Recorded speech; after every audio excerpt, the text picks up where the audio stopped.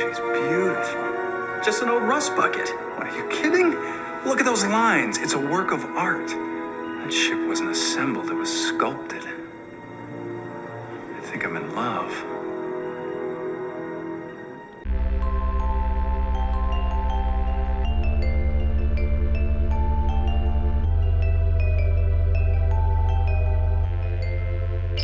Set a course for love. Ah, yes. One of your earth emotions. Glad I found you. Let's get married. Delete the wife. Welcome back to Deep Space Love, Star Trek podcast, where a married Trekkie couple explore love in all its forms throughout the final frontier. I'm Nicole, one of your hosts. I'm Joe, one of your other hosts. And it's great to be back, isn't it, Joe? It's been a bit. It's been a bit. We have a good reason. Our newest mini future Trekkie was born at the end of November. Mini future Trekkie. I like that. Yeah, he's mini, and hopefully he's a future Trekkie, but we're not going to force our views on our children. Good. Yep. Yeah. Anyway, so we had a baby, and so that's why I had the baby, actually. Joe was just kind of there. Helped in the beginning. And yeah, so just kind of getting used to life as parents of two children these days. So, but we felt ready to come back here in February, just in time for Love Day, Valentine's Day. And so thank you for joining us, and for those who are coming back, and welcome to any new fans. Yeah, thanks for joining us, fans of the pod and new fans alike. Anything else you want to bring up to speed? Well, Listeners, viewers, all the viewers, all the viewers watching the podcast. It's been, in the time that we've been gone, we've continued our journey watching through all the Star Trek series. That's right. We're keeping up with the new ones, which has been great. I think we paused the podcast before Prodigy even started, right? I think that's true. What are you thinking about Prodigy so far? Love Prodigy. Oh my gosh. I mean, we'll probably get into that in an episode at some point, so I won't go into too much detail, but gushing over it, love it. Looking forward to watching it after its break, right? No. Yeah, it's on a break. Yes. I keep forgetting because they keep starting and stopping and taking like mid-season breaks for some of the shows, and because Discovery just came back from a break, and now Prodigy's on break. Yeah. It's a lot to keep up with, but it's still great because you get so much Star Trek like continuously, and it does change it up a little bit, which is fun. Yeah, I'm not complaining other than the fact that clearly Paramount Plus doesn't want us to subscribe for a few weeks and then no, yeah, that's unsubscribe and then resubscribe when Star Trek shows come on again. So obviously the goal. Just constant Star Trek content. So I guess we win in the end. Yeah, no, I'm with you. I'm really digging Prodigy. I feel like it was the one that I was the least sure about when I heard it was announced because I didn't know much about it. But having watched the first, was it 10 episodes now? Like it continually impressed me. We did talk about Prodigy with Raina. Oh, we did a little bit. You're right. Mm-hmm, the last one. Because we talked about how much we love Rock Talk. Oh yeah. Nicole is a unabashed Rock Talk fan. I mean, I am too, but you're absolutely a Rock Talk favorite character, right? Probably. I don't like to just pick favorites. It's really hard, but yeah, I feel for her. But I'm with you. I think by episode 10, though, I think this is like solidified itself as like a really solid Star Trek show. Absolutely. Yeah, if you're waiting to jump on the Prodigy bandwagon, do it now. So yeah, we did finish. Though we were very happy and kind of proud because we did. You mentioned we continued our journey, and now we are keeping up with current Trek shows that are now producing new episodes. But we finally finished all 7 seasons of Voyager, which was the last live action series that we had yet to catch up on. We are planning to watch the animated series. We started it. We did start it. Yes, one episode. So we're almost quote caught up on all of Trek. But yeah, it's been a journey. I mean, I think we've all both of us have seen like much of Star Trek throughout our lives in general, but we're watching it all like straight all the way through every single episode and all that, and it's been rewarding to kind of to navigate through all of that. And we finally finished Voyager, and I think in honor of it, we thought we'd come back strong with the Voyager up for all y'all. Yeah, today we are talking about the season 6 episode of Voyager titled Alice. Season 6, episode 5. You want me to give you a synopsis? Please do. All right. The synopsis for Alice is as follows. A space shuttle with a seductive female persona becomes an obsession for Tom Paris, and it convinces him to cannibalize Voyager's parts. Fiend. Interesting. I don't think I'd read the synopsis. A seductive female persona? I mean, it kind of is, but I mean, it comes Yes. out to him as a female persona. True. I Right? wonder, it'd be interesting. What if B'Elanna had wanted the ship instead? Would it have taken on a male persona? I think that it would. So, okay, so we're getting a little ahead of ourselves. Sorry. No, it's a good point. I think so we see it's got the ship's got this like neural interface, and it like once it kind of taps into Tom's brain, it creates this persona to sort of seduce him and like keep him coming back to the ship and adding parts to it and becoming like more taken under its spell in a sense. But later we see the trader who gave him the ship. He has his own version of quote unquote Alice, like his own species. It's like a female of his species, and looks very different from Tom's version. So I guess I don't know if the ship itself identifies as female, or might be a little more fluid in that regard. But I believe it would appear appealing to whomever it's trying to attract. That's my thought. Okay. What do you think? I think we should. I'm just going to interpret it that way as well because I think that makes the most sense. Yeah. So, I mean, so the synopsis doesn't tell you too much, but basically the story is that Voyager finds this like salvage yard, trades some items. Tom finds a cool old spaceship, and since he's a pilot, he's all about it. He's like, let's get that ship. It doesn't cost much to trade. They do their trade and go on their way, and then he becomes increasingly more obsessed with fixing the ship. Starts to see visions of the ship personified, and eventually kind of loses touch with reality in a sense, loses touch with his relationships, his friends, his duties, and essentially tries to help the ship get to, I think, what it calls home eventually, which we'll get into. So that's kind of the gist of the episode. So what you got some initial thoughts? What do you think of it? We had just watched this episode a couple months ago because we were going through Voyager from season 1 onward, and although we took a couple breaks, we finished season 6 and 7 most recently. So I mean, I didn't mind watching it. It was interesting watching it again, knowing what was going to happen. So a lot more things came up for me this time for sure than it did the first time, which I guess is true of any episode. But I actually think it's a really good episode, and I also think it's a good like Tom and B'Elanna episode. I know we're kind of going to focus on Paris and the ship today as the primary relationship, but it also, ancillary to that, we get some insights into their relationship. And so I think that I don't know, I think I'll probably talk about that later, but I think that that's really good. I think that Robert Duncan McNeill got to do a lot of cool acting outside of Paris's usual demeanor and personality. So I think that was kind of cool to watch. Because was there a B plot? I don't even really know. It's pretty focused on this storyline.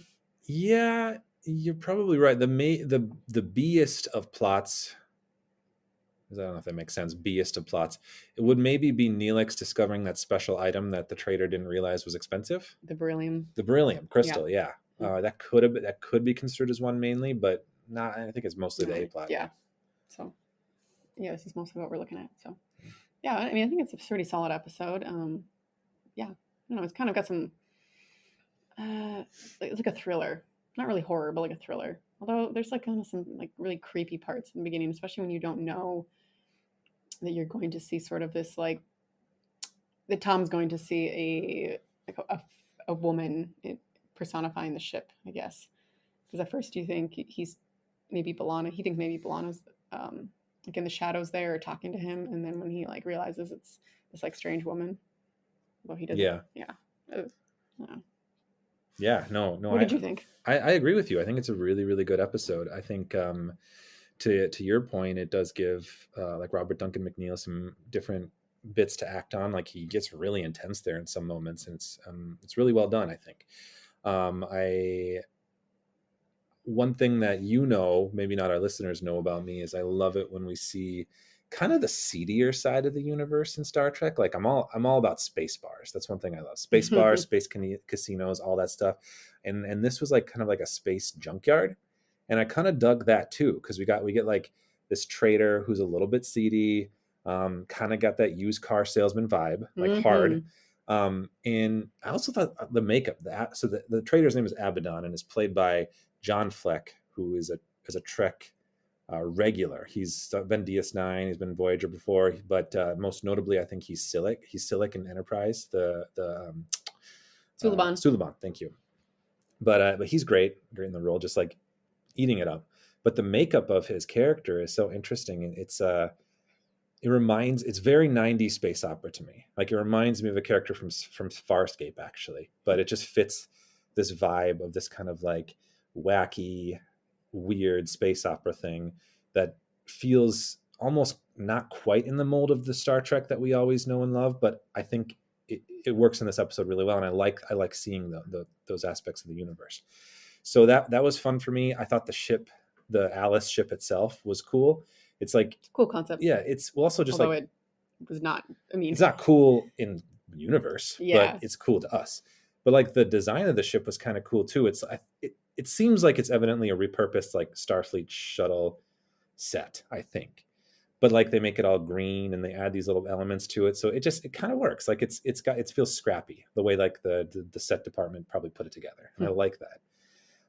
So I don't know. There's a lot of fun to be had, and you said it's like a thriller, kind of verging on horror, and I'm a horror fan, so I like that bit. It's the comparison has been drawn online many times, so I've seen this, but it's a very strong homage to like Stephen King's Christine, of like the car that kind of becomes sentient and pulls this main character into its desires and wishes and kind of almost possesses that character in a sense. And so it's a very Christine-esque story that we see in Star Trek, and it's translated well to a sci-fi setting. So I like that quite a bit.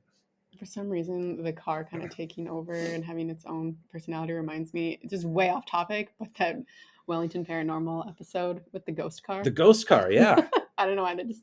Oh, you good connection, it reminded me, yeah.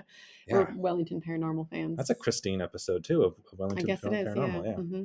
Yes, we are Wellington Paranormal fans. What we do in the Shadows fan. Yes. That whole verse is excellent. Right. Tangent ended. Yes. I think it's interesting to note too that you were bringing up like what the ship appears to Tom as like this sort of seductive woman. He names the ship Alice after somebody who wrote this down. It was creepy. Somebody who was pining after in the academy or something. An old crush. Yeah, who didn't reciprocate at all. Mm-hmm. Right? So like they were like, oh, the lost cause. The one that got away kind of thing. Which, you know. B'Elanna must not have known that. I feel like if I was B'Elanna, I would have punched Tom. Yeah. I mean, B'Elanna was very chill about a lot of this. Oh, yes. Yeah. Like she got pissed, rightfully so, but she was very chill for way too long. Not too long. She was giving him a lot of leniency, I should say. Yeah. The way it sounded, the amount of time he was spending in there, like it seems like he wasn't even like in his quarters like at all. Yeah. No, he was just, but I mean, in that same sense, like the depiction of how he's kind of shirking his duties, neglecting his friendships and relationships, and that descent that he goes into to really like the singular focus of just the ship itself is well portrayed. Agreed. Overall. Like it's frustrating to see, and we all know that it's not going to be permanent given the episodic nature of the series, and then it's like an over 20+ year old show, but it's still like it's well done to see this depiction and how it escalates. Yeah, it kind of it starts off with, I mean, any new interest. I mean, anybody who's, has a new hobby, I mean, you definitely want to start like spending time on it. And, it's fun because it's new and it's exciting. So that kind of makes sense in the beginning. But, you start to see it when like Harry's like trying to pull him away to do some of his other, hobbies and interests. And he declines, like the Captain Proton on the holodeck. He blew off Harry twice. And yeah, being late for his shifts or totally missing them, either at the helm or in sickbay. And he stopped wearing his uniform in favor of that weird flight suit. Weird little flight suit. Yeah, that's what I wrote. Not a nice suit. Yeah, I mean, nothing against the costume itself is like interesting, but it just, it definitely was like in contrast to the Starfleet uniform. It just looked uncomfortable too. Yeah, it just seemed silly. Yeah, silly is a good way to put it. I liked the line about the double date with Neelix's ship. Yes, that was like, I think it was like one of the first acknowledgments for a long time that we got that Long Neelix's time. ship is still on Voyager. Yeah, remember? Yeah, in season 7, I pointed out, I'm like, what? Since when does Neelix like still have his ship on board? And then it was pointed out in this episode. Yeah, it was in this, and this is also the episode where I We think learn its name. we learned its name, but we also laughed about how Chakotay says they still have a full complement of shuttles aboard. Oh yeah. How? No, I mean, How? they don't. It's just, I don't know. It's like how they have infinite photon torpedoes too. Yeah, infinite. Oh no. You know what's funnier than that is the fact that when Tom is asking for parts to finish up the ship, and Chakotay says, "No, you can't have this stuff. We need it for reserves." And then he's like, "Well, can I just replicate some then?" And Chakotay, dashes that too by saying, "Our energy reserves." And I'm like, "What?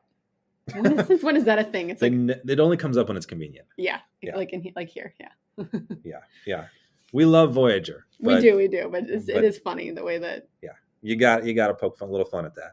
Yeah. I mean, they're going to these junkyards and stuff, but yeah. I don't know.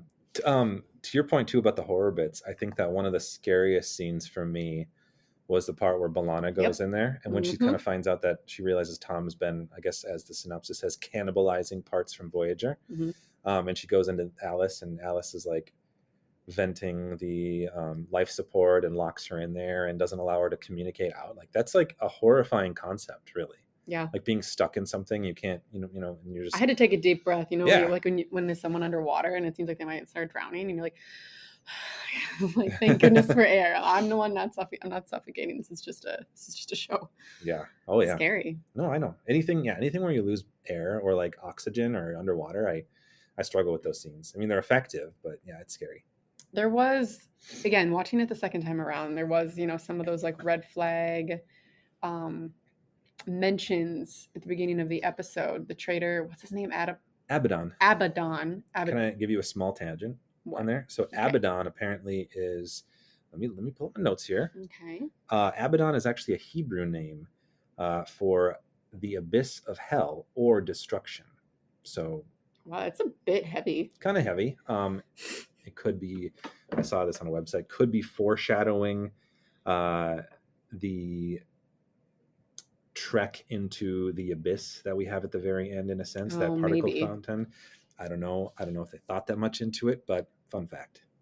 Well, the line that got me this second watch around was when he jokes about, the ship's like the daughter I can't marry off. Ha ha ha.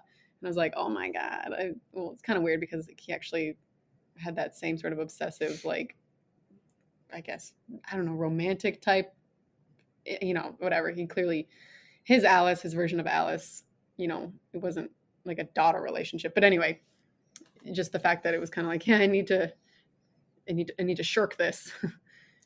Right. His Alice was, I mean, they're both like clearly cruel, but like his Alice was like, you're not good enough for me. You got to get me someone who's good enough. Right. Yeah. Like that, like I almost kind of felt bad for Abaddon. Yeah. I think you're supposed to. I think so too. Like he's seedy, but like he's not outright evil. No. I mean, and you can see why he was like, I don't know, trying to,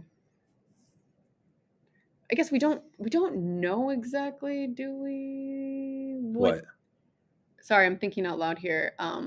If he knew sort of like what the end game was. I mean, he knew kind of what she was capable of. Well, he knew that she wanted he knew she wanted a compatible pilot. Yeah. Oh yeah, that's right. He wasn't compatible. Yeah. Some sort of compatibility thing. Something about his reflexes being too slow or something. So yeah, she was mean to him. Yeah. Anyway, but any other fun facts? The actress who plays Alice that we see kind of, so essentially the ship personified that Tom sees and continues to talk to throughout this episode is played by, her name is Claire Rankin. And so eagle-eyed sci-fi fans might recognize her from Stargate Atlantis, which also starred Jason Momoa. Oh. Yeah. So it's a good show. No, I'm interested. Of course. I'm just kidding. All I gotta say is Jason Momoa and you're in. That's not the only name. Adam Driver. Yeah. Yeah. Plenty. There's a list. There's a few. Yeah. But anyway, that's kind of a fun fact because they're both like kind of those 90s like space sci-fi shows. There's a lot of crossover, like a lot of Trek actors crossed into Stargate at different times, like Robert Picardo, I think, and a few others. So it's kind of fun to see when it happens the other way around too, I think. So digging into the episode a little bit more, Tom doesn't really seem to realize, I mean, he it doesn't become apparent to him. I will say that he eventually does try to do the right thing because, I mean, I think Tom comes across as, he is being an asshole in this episode. Agreed. But I will say I noticed this time around, even though he ultimately, towards the end, so you mentioned B'Elanna notices that he's been stealing components essentially to add to Alice. And when she goes to confront him about it, she finds the ship empty. She gets locked inside, and Alice, the ship, tries to essentially kill B'Elanna by, like you said, bending the atmosphere and locking her inside. So I guess fortunately, because Tom is so obsessed, he was coming back and he finds B'Elanna in time, before she suffocates. And but then they have a big argument because, of course, B'Elanna is now like, this has gone way too far. This is nuts. This ship something's going on, and something's wrong with you because of it. And he like shoves her and like yells at her. Yeah, he pushes her up against the side of the wall, right? Yeah. So later on, like she tells Janeway, he practically assaulted me, and I put a question mark next to that note because I was like, he did assault you. And to B'Elanna's credit, I mean, it's interesting that her being part Klingon, that she doesn't just fucking whop him right then and there, because she could. She sure. She could fucking drop Tom if she wanted to, I think. She could. Yeah, but she doesn't. No, because I mean, she's like scared. And it's interesting the way, I just love the way that Janeway is just she is the mom of the ship. And just when B'Elanna comes up and, it's serious if B'Elanna's like coming to her and letting her know this, but Janeway's kind of got this air of like, what? She didn't know that he named the ship because B'Elanna says, Alice tried to kill me, or Alice this. And she's like, Alice. She's kind of just sipping her coffee or something. It's kind of like, oh, kids. It's like hold on, like, who's Alice? What? But yeah, but after that blow up though, we see where Tom's at, and he's trying to finally break free of Alice, but he's in too deep at this point. But and the only thing that really pulls him back is the fact that she starts, whatever happens to his head, she clearly causes some sort of pain to him in his brain, and that's what, like, she sort of convinces him to keep going with their plan, with their mission. Yeah. Well, yeah, because he's like in the it's not the elevator, turbolift. Thank you. And he's like, I'm done. I'm out. This has gone too far. Like, he almost killed B'Elanna, and then like I just screamed at her like an asshole. I'm done with this. And she's like, no, you're not. And she like tortures him into obeying her. So he tried to do the right thing, but too late. It's late. Like we've seen up into that point, like this sort of kind of psychological abuse that she kind of had this hold over him, and then it becomes physical at that point, and that's when that I feel like he just kind of completely withdraws. Yeah, I think he's sort of resigned to sort of his fate at that point. Yeah, that's when he like agrees to leave the ship. Yeah, yeah, it gets dark. It really does. But then the bright spot later, I guess, is hooking B'Elanna up to the neurogenic interface, and her sort of distracting Tom and thus distracting Alice at the last minute so that they can beam Tom out of the ship before he enters the particle fountain, which I think you want to talk about. That's where she was headed. Particle fountain, yeah. Yes. So particle fountain is, I think that they don't bring it up much else in Star Trek. I was trying to go in the memory alphas and all that to see what else, or even the betas and whatnot. But Janeway says something about it's some sort of anomaly in space that destroyed like dozens of Starfleet ships in the Alpha Quad. So it's something exceedingly dangerous, and Alice wants to take them directly there, and she needs a biological pilot to combine with her like neural interface to take her there, and she calls it home. So I have a lot of questions about that, which I'll get into once you finish your point, but it's interesting. Oh no, I mean, I was Oh, you were teeing me up? Yeah. Oh, thanks. I think so. I don't have much else about the particle fountain. Otherwise, it looked cool. But the questions that I had from that when she said, when she refers to it as home. So she's very obviously sentient in some capacity, right? I suppose so, yeah. So it's when you think about it, this is kind of an interesting stepping stone to like the idea of sentient ship. We've seen living ships in the past. Like there's a couple in TNG that are like biological ships that are like living creatures that are also spaceships. And that's also again another reference to Farscape. Like the main ship is a living ship, but this is actively, I think, an AI situation where it's something that's technological that is somehow become sentient. And it's an interesting stepping stone to what we see in Discovery with Zora now, right? Like the sentient starship. See where you're going. But we do know in Zora's case, like how she sort of came to be. In some sense, it was like a combination of Discovery's like artificial intelligence along with the sphere data from season 2. Mm-hmm. So we got a bit of an origin story there. We do not have an origin story for Alice. So I'm intrigued. Like, how did she become sentient? What do we don't know much about her. What species what is she? You know, like, and how is the particle fountain home? Because that part is exceedingly mysterious too. Because as we learned, it destroyed a bunch of Starfleet ships. It's not compatible with, I don't know, the Starfleet ships that we know. So like, how is she able to go into it? You know? Yeah, I don't know. I'm already like debating in my head, and now I guess I'll put it out there. I mean, I was like, well, maybe it's just like, you know, it's just like programming. I mean, you know, you bring up an interesting point that they kind of talk about in a recent Discovery episode when they discussed, you know, Zora as a sentient species or a sentient being, I guess, not necessarily species, because as far as we know, Zora is the only one. And they say she's a unique individual in Discovery. Individual, yes. And so Alice, I mean, I guess they didn't really explore that because she seemed to have such malicious intent. But I guess because she needed the biological component, because she was just hanging out like in the junkyard, presumably, right? I think, yeah. I mean, she's been there for a while. I think Abaddon says he got her. And Abaddon didn't like offer her up right away. It was Tom who was like, "Ooh, check out this shuttle." Yeah. You know what I mean? Yeah. It would have been a little bit different if like, and he's like, "Oh, the daughter I can't marry off," and like she wanted him to find a compatible pilot for her. But it's not like Abaddon was like, "Hey, you're a pilot. Like, do you want this ship?" Nudge, nudge. Like, Tom's the one who propositioned him to get it. Right. Yeah. And I think Abaddon said something about getting Alice from, I believe he said like a Hakonian person or alien who would claimed it was haunted. And he was like, haunted, whatever. And then figured out what they were implying. Yeah. So, and why is Tom a compatible? You know, why is a human being compatible? Well, I think the idea is that he's a pilot. I don't think Abaddon's a pilot. Oh, like Abaddon's just a trader who does his thing. Like he's looking for somebody who's like a trained pilot. Those are in short supply. That was my thought. I don't know. All right, yeah, there's a lot of questions there. But then I don't know if she's as sentient. I mean, because I was like, oh, she can't make her own decisions. But then I was like, well, I guess she chose to try to kill B'Elanna. Yeah. So maybe, but. When she communicates and she learns too. Like when she like read Tom's mind or whatever, she's able to form something that she knew would be appealing to him. Yeah, but is that just sort of like a simple algorithm? That's a good. I mean, that's a lot of questions I have. It's a good question.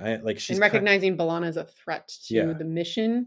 You know what I mean? Could be an algorithm. Yeah. Sort of like, I'm suddenly just thinking of RoboCop, where it's just like you have, just like you input like these certain goals or missions.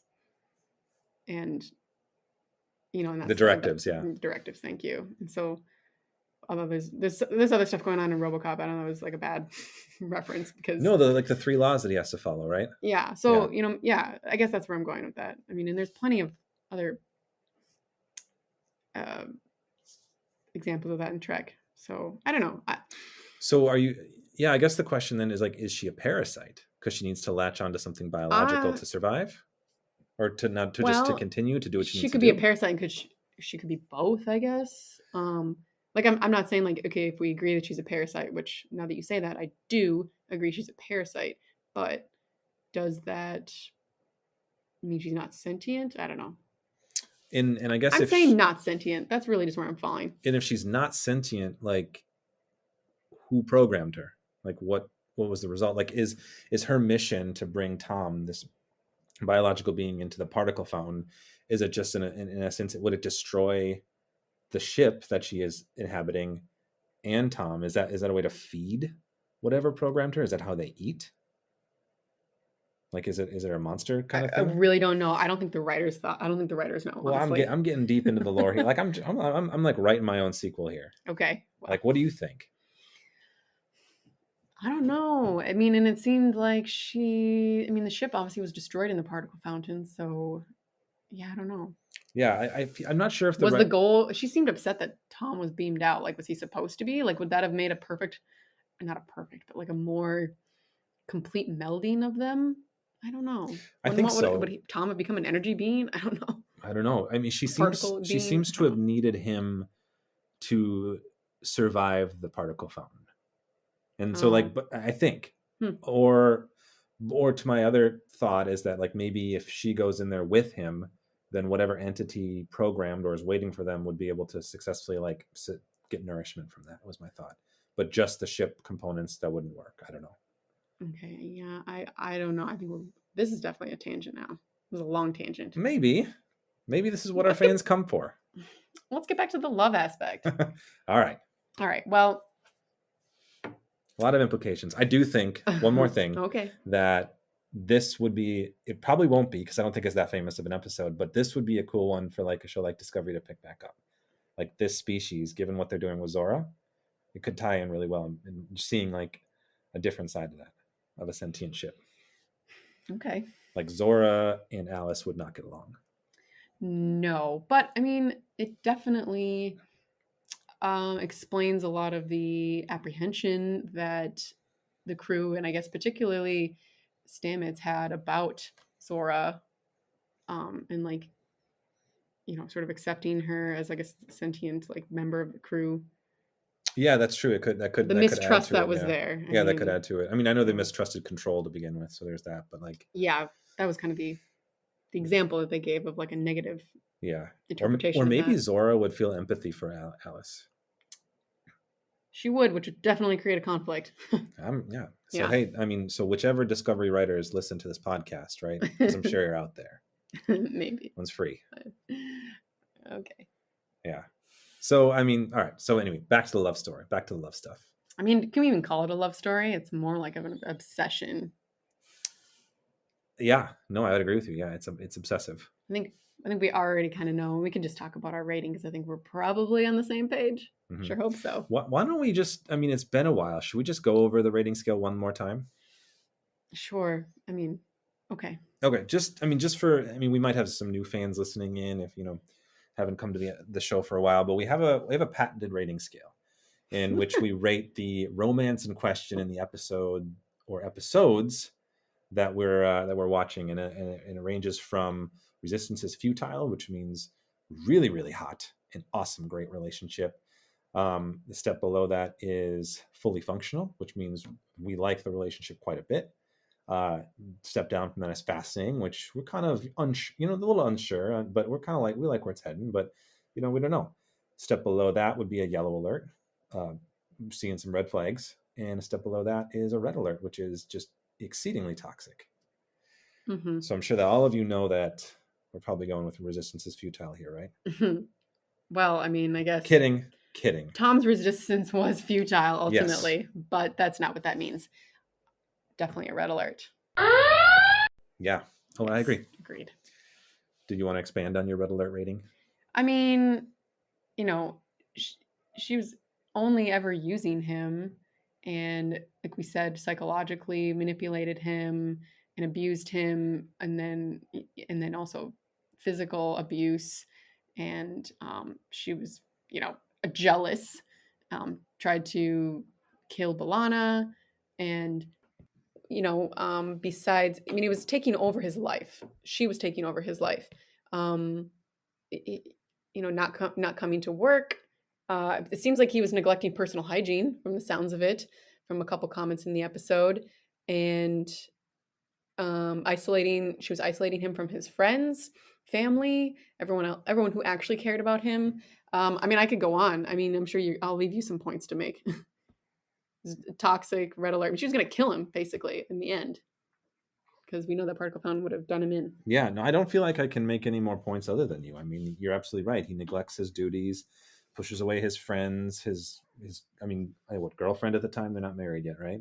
B'Elanna? I don't think so. And neglects his own hygiene. I mean, she takes him down a really toxic, like, I don't know, rabbit hole where it starts like psychologically abusive. She makes him dependent on him or on her. He's not even sleeping very well. No, he's like, not at all. sleeping well. Like, it's almost like she's drugging him in a sense where he's like Mhm. an addict. He has to keep coming back to the abuse that he's facing from her. And it's really like scary to see that progression, because It's sad. it's super sad because we know, things like that do happen in real life, and it's scary to see and sad to see. But I do think that in terms of the writing and the directing of this episode, it's done really well. So it makes sense to see how it works and how she worms her way into like the only thing that he can think about. So it's absolutely toxic and horrific. And makes him forces him to, because he was willing to wait for extra parts or time to get the parts, but she was like, no, we need them now, and convinces him to steal from the ship. Oh yeah, she makes him actively betray his friends. Mhm. Yeah, and his crew. And not just isolate, but like actively like make, forces him to do, I don't want to say like bad things, but essentially. But sabotage the people who care for him. Yes. Yeah. So yeah, the reddest of red alerts. Sorry. And then like they don't really care about you, or they don't understand you, like all those psychological red flags. Mm-hmm. For sure. Yeah. It's all there. Yeah. Is this one of our first red alerts? I think so. I think we've gone yellow alert. I think this is our first red Yeah. alerts. For us anyway, I think. Yeah. I think a couple of our guests have used red alert. I think so. Yeah. We might. Yeah. We'll have more. But Although I will say just a quick. I mean, we haven't quite delved into some Trek power couples, so to speak. But someday we'd like to do a longer episode on Tom and B'Elanna. But just real quick, I mean, they're definitely, especially at the end of the episode when they once Tom's back on the ship, I'd give them just a fully functional at this point. Just I think at the end there, after he's kind of recovering, and he does this really good apology. Like I feel like he doesn't. I don't remember, because I was listening very closely, and he doesn't try to make the excuse. He wasn't like, well, I was under the spell, and blah blah blah. He was like, I'm sorry. Like I was a jerk, and I don't really deserve any sort of like. He's basically like, I don't deserve any sort of redemption or like forgiveness or anything. He's just kind of like, I was terrible, and I can't believe like that I let things get to that point. Although we kind of know that, again, like there was sort of the manipulation, and so, but B'Elanna, is totally forgiving, and she's just glad to have him back. I mean, not that, she had to be totally forgiving, but she understood the situation, and he didn't try to have his apology come with like addendums and like buts and things like that. So I thought that was really good, and I think the line about him feeling like he was just like kind of out of it the whole time, and something about thank you for being my alarm clock, I think that's what he tells B'Elanna. It's just, I don't know, it was really cute. So even though Tom and Alice, red alert, but Tom and B'Elanna, fully functional. I agree with you on that. I was thinking the same thing kind of too, like that the ending was really a powerful, meaningful moment. But I also really like that moment when they reverse engineered like the comm signals to tap into the neuro interface to show B'Elanna to Tom, and like have her kind of like, it was almost like the devil and the angel on his shoulder, right? Trying to convince him to do the right thing or the wrong thing. Like I really like that moment, even though it's like some peak Trek no babble stuff. Yeah. But like it's a lot of it does really illustrate how powerful their relationship is and how she was able to kind of pull him back from this seemingly almost point of no return. Yeah. So I don't know. Anyway, I think that's great. And I do think that this is also one of those really kind of grim like moments at the end, even though it's kind of beautiful in a sense. Like he went through some pretty traumatic stuff. Yeah. And like, God, that's gotta like, it's like fucked him up a little bit, like, Mhm. but again, it's like the reset button the next episode. It's like that episode where Miles O'Brien goes through like an eternity of prison in like a day. Yeah. And we just reset next episode. I mean, those like resets are jarring, which is why I'm glad the newer shows like take time to address like the trauma. But like, I feel like the ending does do a good job of illustrating like how much he went through and how dark it was. Because he's like, I felt like I saw everything. I was sleepwalking through it, but I was aware. Sleepwalking. That's what he. Yeah, that's what sleepwalking. He says. But he was aware of what was going on. It's sad. Yeah, it was powerful. That's why. Yeah, I think it was a good episode. Like, I don't think it like sugarcoated things. I mean, obviously, it wrapped up in one episode, of course, but that was the writing style at the time. I think that's, I'm not going to fault Yeah, that. no, absolutely. I don't think I needed more of that. Maybe something like this in like a more modern show would have been played out over multiple. It would have been like a background thing, like, oh, what's Tom doing? He's like not here anymore. But which actually they kind of did earlier in the season, right? Where he was like kind of weird for a little while because he was on a rogue mission, right? Or a mission that only him and like Janeway knew about. Yeah. Yeah, they did that for like a couple episodes, like in season 2, right? Yeah, I guess so. Yeah, but I feel it wasn't like it wasn't done, but you know what I mean. Yeah, no, but I feel like the writers kind of had looked back at some of those early seasons and didn't love the arcs that they had tried to pull, so maybe they're just not eager to try that again. Yeah, it's Voyager for you. Yeah, we love it, but yeah, it's got its quirks. It's got its quirks. Yeah, good way to put it. Anyway, any like final thoughts in this episode before we wrap it up? I don't think so. I think we covered all the basic things, all the good things. Yeah, I don't know. I went through all my notes. Same. Hi, buddy. Our newest Trekkie is here. Yeah, if you might hear a little bit of coos and some goofy noises, there was a little one decided to wake up and join the pod. Yeah. So, now that we have come back from a break, we hope to begin releasing monthly again, as was the original plan, before baby kind of put us on a break. So tune in. This will be February, so tune in in a few weeks for March. March's episode. Yeah, we have some exciting ideas coming up. Nothing's set in stone for the next episode, but definitely working on getting some more guests. We've had some positive reaction to having guests on the show. We'll do some episodes of just us, Nicole and I, together too. And we have some plans for some new kinds of episodes coming up that I think will be really fun as well. So definitely stay tuned for the future of the Deep Space Love podcast. Yeah, and thanks for being here. Until next time, love long and prosper.